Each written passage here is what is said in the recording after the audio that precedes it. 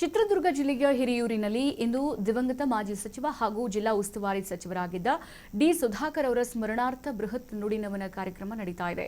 ಮುಖ್ಯಮಂತ್ರಿ ಡಿಕೆ ಶಿವಕುಮಾರ್, ಮಾಜಿ ಮುಖ್ಯಮಂತ್ರಿ ಸಿದ್ದರಾಮಯ್ಯ ಸೇರಿದಂತೆ ಕಾಂಗ್ರೆಸ್ನ ಹಲವು ಹಿರಿಯ ನಾಯಕರು ಕಾರ್ಯಕ್ರಮದಲ್ಲಿ ಭಾಗವಹಿಸಲಿದ್ದು, ಸಾವಿರಾರು ಅಭಿಮಾನಿಗಳು ಮತ್ತು ಕಾರ್ಯಕರ್ತರು ಸೇರುವ ನಿರೀಕ್ಷೆ ಇದೆ. ಇದರ ಜೊತೆಗೆ ಸುಧಾಕರ್ ಅವರ ಪುತ್ರನ ರಾಜಕೀಯ ಭವಿಷ್ಯದ ಬಗ್ಗೆಯೂ ಚರ್ಚೆಗಳು ಜೋರಾಗಿದೆ. ಚಿತ್ರದುರ್ಗ ಜಿಲ್ಲೆಯ ಹಿರಿಯೂರಿನ ನೆಹರು ಮೈದಾನದಲ್ಲಿ ದಿವಂಗತ ಮಾಜಿ ಸಚಿವ ಡಿ ಸುಧಾಕರ್ ಅವರ ಸ್ಮರಣಾರ್ಥ ನುಡಿನಮನ ಕಾರ್ಯಕ್ರಮಕ್ಕೆ ಭರ್ಜರಿ ಸಿದ್ಧತೆ ನಡೀತಾ ಇದೆ. ಈ ಕಾರ್ಯಕ್ರಮದಲ್ಲಿ ರಾಜ್ಯದ ವಿವಿಧ ಭಾಗಗಳಿಂದ ಕಾಂಗ್ರೆಸ್ ನಾಯಕರು, ಕಾರ್ಯಕರ್ತರು ಹಾಗೂ ಸುಧಾಕರ್ ಅವರ ಅಭಿಮಾನಿಗಳು ಭಾಗವಹಿಸುವಂತಹ ಸಾಧ್ಯತೆ ಇದೆ.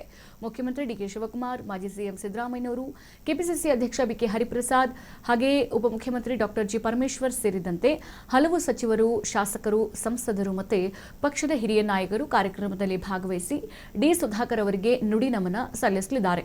ಅಲ್ಪಸಂಖ್ಯಾತ ಸಮುದಾಯದ ನಾಯಕರಾಗಿದ್ದ ಡಿ ಸುಧಾಕರ್ ಅವರು ಚಳ್ಳಕೆರೆ, ಹಿರಿಯೂರು ಭಾಗದಲ್ಲಿ ಎಲ್ಲಾ ಜಾತಿ ಧರ್ಮದ ಜನರನ್ನ ವಿಶ್ವಾಸಕ್ಕೆ ತೆಗೆದುಕೊಂಡು ರಾಜಕೀಯ ಜೀವನದಲ್ಲಿ ಹಲವು ಬಾರಿ ಗೆಲುವು ಸಾಧಿಸಿದರು. 2 ಬಾರಿ ಸಚಿವರಾಗಿ, ಜಿಲ್ಲಾ ಉಸ್ತುವಾರಿ ಸಚಿವರಾಗಿ ಹಾಗೂ ಡಿಸಿಸಿ ಬ್ಯಾಂಕ್ ಅಧ್ಯಕ್ಷರಾಗಿ ರೈತರು, ಮಹಿಳೆಯರು ಮತ್ತು ದುರ್ಬಲ ವರ್ಗಗಳ ಅಭಿವೃದ್ಧಿಗೆ ಶ್ರಮಿಸಿದಂತಹ ನಾಯಕ ಎಂಬ ಹೆಗ್ಗಳಿಕೆಗೆ ಡಿ ಸುಧಾಕರ್ ಪಾತ್ರರಾಗಿದ್ದರು.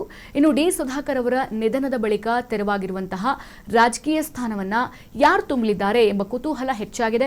ಅವರ ಪುತ್ರ ಸುಹಾಸ್ ಸುಧಾಕರ್ ಅವರ ರಾಜಕೀಯ ಪ್ರವೇಶ ಹಾಗೆ ಸಚಿವ ಸಂಪುಟದಲ್ಲಿ ಅವಕಾಶ ಸಿಗಬಹುದೇ ಎಂಬ ಚರ್ಚೆಗಳು ಕೂಡ ಜೋರಾಗಿ ವಲಯದಲ್ಲಿ ಕೇಳಿಬರುತ್ತಿದೆ.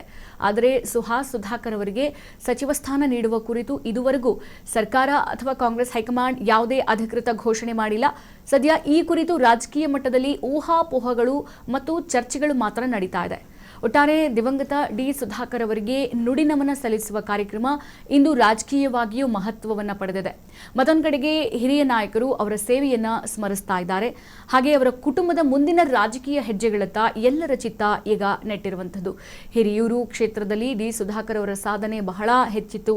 ಪ್ರತಿಯೊಬ್ಬ ವ್ಯಕ್ತಿಯಿಂದ ಹಿಡಿದು ಹಿರಿಯರಿಂದ ಹಿಡಿದು ಕಿರಿಯರು ಕೂಡ ಡಿ ಸುಧಾಕರ್ ಅಂತ ಅಂದ್ರೆ ಬಹಳ ಮರ್ಯಾದೆಯಿಂದ, ಬಹಳ ಒಂದು ಪ್ರೀತಿಯಿಂದ ಮಾತನಾಡಿಸ್ತಿದ್ದಂತಹ ವ್ಯಕ್ತಿ ಅಂದ್ರೆ ತಪ್ಪಾಗ್ಲಿಕ್ಕಿಲ್ಲ.